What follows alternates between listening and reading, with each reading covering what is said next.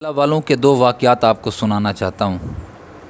میں نے جب وہ پڑھے تو میرے رونگٹے کھڑے ہو گئے، اور حقیقت یہی ہے، اللہ والے ایسے ہوتے ہیں۔ حضرت سلیمان بن یسار رحمۃ اللہ علیہ، یہ بہت بڑے محدث ہیں۔ ان کے متعلق آتا ہے، آپ ایک مرتبہ حج پہ جا رہے تھے، راستے میں جنگل آیا، جنگل میں پڑاؤ کیا، شام ہو گئی۔ ان کے جو رفقا، مریدین اور دوست شاگرد تھے وہ بازار چلے گئے، حضرت اکیلے خیمے میں رہ گئے۔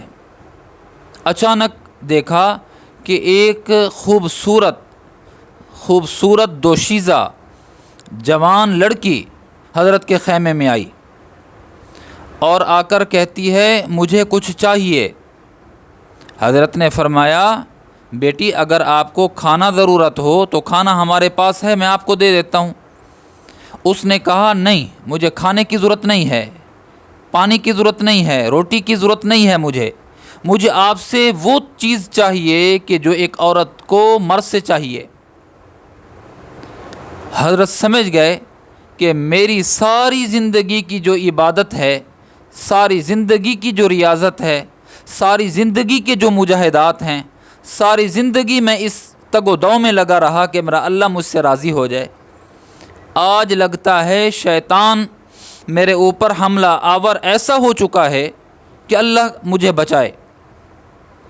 فوراً اللہ کی جانب متوجہ ہوئے، قال معاذ اللہ، اللہ کی جانب متوجہ ہوئے، اللہ مجھے اپنی امان میں رکھ، اس گناہ سے بچا، ساری زندگی کی محنت اکارت ہونے والی ہے، ضائع ہو جائے گی۔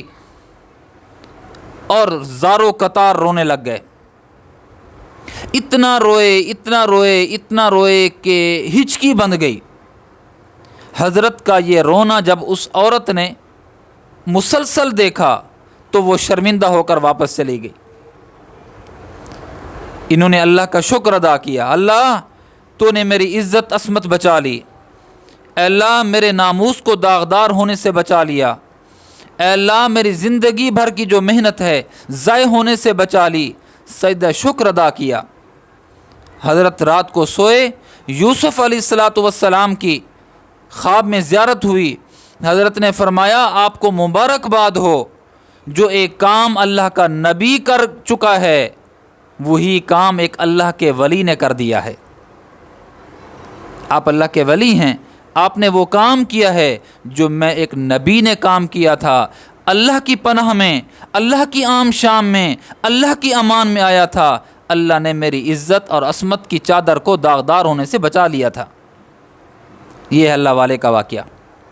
ایک اور واقعہ حضرت جنید بغدادی رحمہ اللہ کے زمانے کے ایک امیر شخص کی انتہائی خوبصورت بیوی، اس کو اپنے حسن پہ، اپنی جوانی پہ، اپنے اعضاء کے بناؤ اور سنوارنے پر اتنی ناز تھا، وہ اکثر اپنے شوہر کو جب بن سنور کر آتی، ناز انداز سے آتی، اپنے شوہر کو کہتی کہ میں تو وہ ہوں، تیرا دل میرے اوپر آتا ہے نا، میں جس کے سامنے بھی چلی جاؤں، جس کے سامنے بھی میں پیش ہو جاؤں، اس کا ایمان پانی پانی ہو جائے، اس کا تقوی ٹوٹ جائے، کوئی بھی مجھے جب دیکھے گا تو گناہ سے نہیں بچ سکے گا۔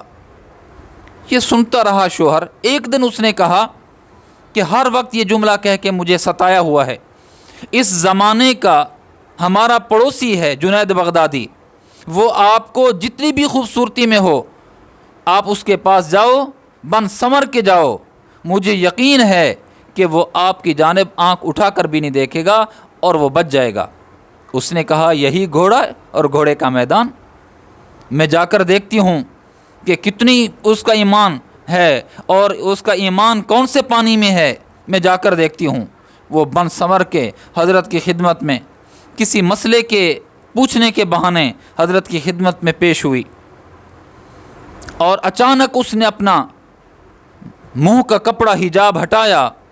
حضرت کی جب نگاہ پڑی، فرمایا، اللہ، ایسا جو کیا، کتابوں میں لکھا ہے کہ اسم ذات اللہ رب العزت کے نام کا ایسا اثر اس پر پڑا، اس عورت پر پڑا کہ وہ دل کے اندر ایسا پیوست ہوا، وہ وہیں پر بے ہوش ہو گئی۔ اور جب اس کو ہوش آیا تو کہاں گئے وہ اس کے ناز انداز، کہاں گئے وہ نخرے، کہاں گئی وہ ادائیں، کہاں گئے وہ لمبے چوڑے دعوے۔ یہاں سے گھر چلی، اور گھر چلنے کے بعد جو بہترین لباس تھا وہ لباس پھینک دیا، کم قیمت معمولی لباس زیب تن کیا، وہ ہار و سنگھار وہ کہیں چلے گئے، گم ہو گئے، اور وہ راہبہ بن گئی، اللہ کی ولیہ بن گئی۔ اس کا شوہر کہا کرتا تھا میری بیوی نے تو جنید بغدادی کا کچھ نہیں بگاڑا، لیکن جنید بغدادی نے کہ لفظ اللہ نے ایسا اثر کیا، اس کی زبان کی چاشنی نے ایسا اثر کیا کہ میری بیوی کو راہبہ بنا دیا اور میرے کسی کام کا نہیں چھوڑا۔ میرے عزیزو، اللہ والے یہ ہوتے ہیں کہ جن کو دیکھ کر خدا یاد آتا ہے، جن کی صحبت میں بیٹھنے سے اللہ کی محبت، اللہ کے محبوب کی محبت جاں گزی ہوتی ہے اور دنیا سے بے رغبتی پیدا ہو جاتی ہے۔ سمجھ جاؤ یہ اللہ کا ولی ہے۔ اللہ کے ولی کی صحبت میں بھی اختیار کروں، آپ بھی اختیار کریں، یقین جانیے دنیا بھی سنور جائے گی اور آخرت بھی سنور جائے گی۔ نہ یقین آئے تو چند لمحے کسی اللہ والے کی خدمت میں جا کر دیکھیں تو صحیح۔